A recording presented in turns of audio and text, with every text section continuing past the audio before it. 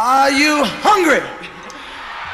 1, 2. Bruce Springsteen is a name we all know. Many of his songs are still staples of rock radio. But what you may not know is that some of his most well-known songs were actually written for other artists.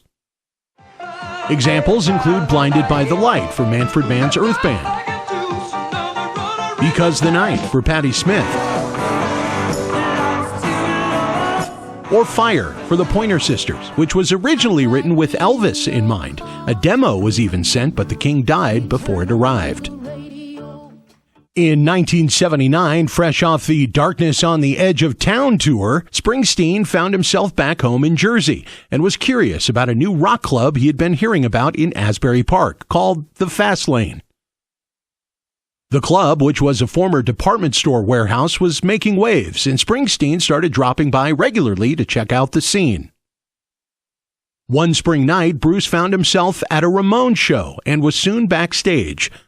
Ramones tour manager Monty Melnick tells the story in this interview with filmmaker Jeff Fromess. We're playing Asbury Park, a small club, really small club there, and I put the Ramones on stage, and I go back to the bar. And sitting at the bar was Bruce Springsteen. This is early years. He was pretty well known at the time in Asbury Park. But I figured, well, he'll see 2 songs and leave, you know.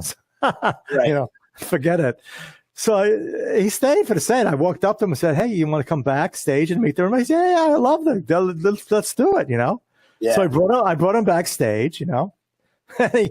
he comes back, and Joey says, "Hey, you wrote this song for Patti Smith. Why don't you write a song for us?" He said, "Okay." Springsteen got to work writing the song Hungry Heart for the Ramones that night. So you may be asking yourself, why have I never heard the Ramones version of Hungry Heart? Well, the song never made it to the Ramones' ears. Springsteen first played the demo for his producer John Landau, who encouraged him to keep it for himself, not wanting to continue the trend of Springsteen just giving away hits.